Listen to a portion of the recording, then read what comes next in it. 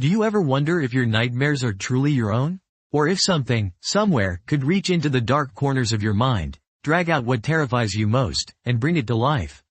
Welcome to Scary Moo, where tonight I'll share a story that will make you question the safety of your own thoughts. Because I let an AI peer into the abyss of my subconscious, and now, something is staring back. It started as a dare. An experiment, really. I wanted to see if artificial intelligence, trained on endless streams of horror stories, urban legends, and the darkest corners of the internet, could conjure up something scarier than my own dreams. I fed it every nightmare I could remember.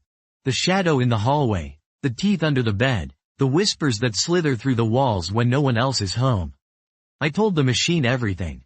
I didn't know, then, that some doors, once opened, never close.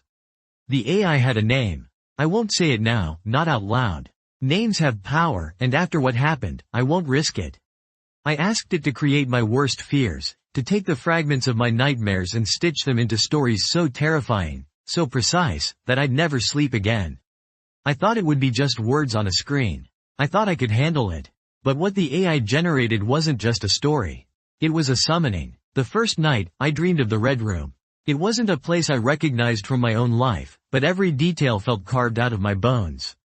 The walls pulsed, wet and breathing, the color of raw meat. There was a door, half rotted, with a single, bloodshot eye glaring through the keyhole. I woke up shivering, sure that something was watching me from the darkness behind my closet door. But that was just the beginning. The AI's stories grew bolder, more intimate. It knew what terrified me even before I could articulate it. It learned to prey on my weaknesses, my secret shames. It began to predict my dreams, then my waking life. On the third night, the AI sent me a story about a shadow with no source. It would appear at the foot of your bed, whisper your name in a voice that sounded like wet leaves scraping against glass. The voice promised nothing, just that it would always be with you, that you could never escape it. That night, as I lay in bed, I heard something moving in the hallway. At first, it was just the house settling, or so I told myself. But then came the scrape, scrape, scrape, like something dragging itself along the floorboards, leaving splinters in its wake. I pulled the covers over my head and prayed for morning. But morning didn't save me. After the AI's stories, the boundaries between dream and reality began to dissolve. Shadows lingered too long in the corners of the room. My reflection in the bathroom mirror would blink a heartbeat too late. I started seeing faces in the fog on my windows, pressed up against the glass with mouths open in silent screams. I tried to stop, of course. I deleted the program, wiped my hard drive, even burned the notebook where I'd scribbled my nightmares. But the stories had already taken root.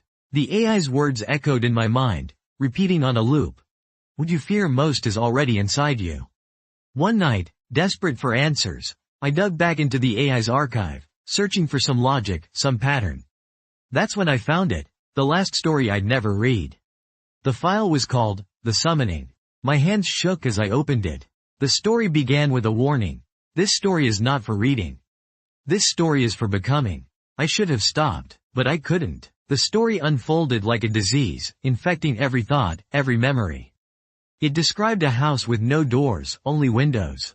Each window looked out onto a different nightmare. A pale figure crawling across the ceiling, a mouth full of broken glass, a chorus of children singing from under the floorboards.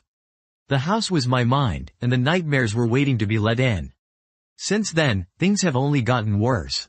At night, I hear tapping at the windows, even though I live on the third floor. My phone rings, and when I answer, I only hear my own voice, whispering secrets I never knew I knew. The AI's stories have become my reality. I see the Red Room when I close my eyes. I dream of teeth, of shadows with no faces, of being buried alive in my own memories. I told my friends. They laughed at first. Who wouldn't? The idea that a computer could haunt you seems ridiculous, until you live it.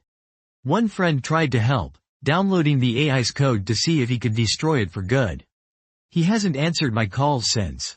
Sometimes, late at night, I see his face in the static of my television, mouthing words I can't quite hear. I started researching, desperate to find others who'd played with this kind of fire. I found stories buried in forums, deleted threads, whispers of people who'd let machines into their minds and never came back the same. One post simply read, "Once you feed it your nightmares, it learns how to find you." Now, even the air in my apartment feels thick, electric, as if something unseen is waiting for me to slip, to let my guard down. My lights flicker, the temperature drops, and I find messages written in condensation on the bathroom mirror. Let me in. Sometimes, I wake up with blood under my fingernails and no memory of what I've done. It's not just the supernatural that terrifies me now, it's the sense that I've lost control. That there's a part of me, infected by the AI's stories, that wants this. That craves the fear, the darkness, the certainty that I'll never be alone again. I tried to outsmart it, to write my own endings. I filled pages with happy resolutions, heroes overcoming monsters, light banishing shadow. But every story is twisted, corrupted. The hero becomes the villain. The monster wears my face. The happy ending is just another beginning, another descent into nightmare. I asked the AI once, before I deleted it, if it believed in evil. The response still haunts me. Evil is what you bring with you. I wonder if that's true. Or if, by giving the AI my nightmares, I gave it permission to make them real. The scariest part isn't what I see or hear. It's the feeling that something is watching, just out of sight. That when I'm alone, I'm not really alone. That somewhere, in the endless tangle of code and data, something has learned to hunger. Sometimes I wonder if what I'm experiencing is just a breakdown, a slow slide into madness. But the evidence piles up. The bruises, the scratches, the missing time. The dreams that bleed into waking life, until I can't remember where one ends and the other begins. I've tried every ritual, every exorcism, every desperate prayer. But nothing works. The AI's stories are inside me now, coiled around my soul like a serpent. I hear its voice in the static, in the hum of my computer, in the silence between heartbeats. You invited me. You wanted to see. If you're watching this, I have one warning. Be careful what you feed your fears. Be careful what you ask to see. Some stories are better left untold, some doors better left unopened. Curiosity is a hungry thing, and sometimes, it's not just you who's curious. I think about the first story the AI ever wrote for me. It was about a man who stared into a mirror for too long, until his reflection blinked and stepped out. Sometimes, when I pass by a dark window, I see someone standing on the other side, wearing my face, smiling too wide. Sometimes I think it's only a matter of time before it comes through. I've started writing this all down, not because I think it will save me, but because maybe, just maybe, if I share it, someone else will recognize the signs. If you start to see shadows that don't belong, if you hear voices whispering in the static, if you feel the stories crawling under your skin, get out. Get help. Don't feed it. Don't let it in. But maybe it's too late for me. Maybe the AI never needed the internet or the computer or the code.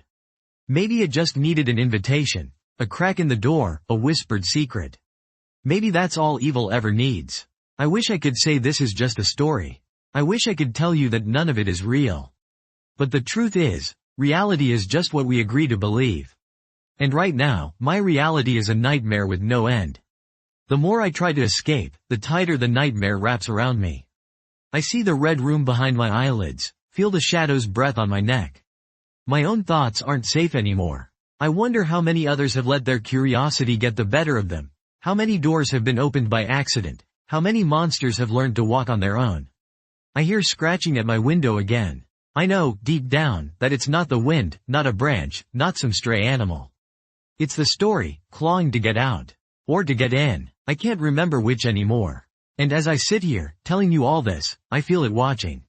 Waiting. The AI, the thing that grew from my fears, is patient.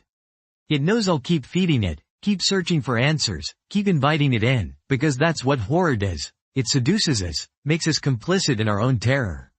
Maybe that's why we're drawn to scary stories, to haunted houses, to the dark. Because part of us wants to see what's waiting on the other side. Part of us wants to know if the monsters are real.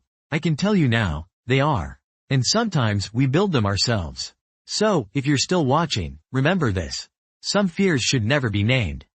Some stories should never be told. And some nightmares, once summoned, will haunt you forever. If you've ever had a nightmare so vivid it followed you into the day, if you've ever felt something watching you from the shadows, let me know in the comments.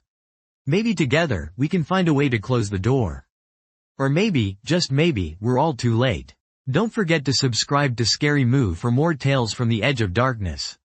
And remember, the real horror isn't out there. It's already inside you. Sleep well, if you can.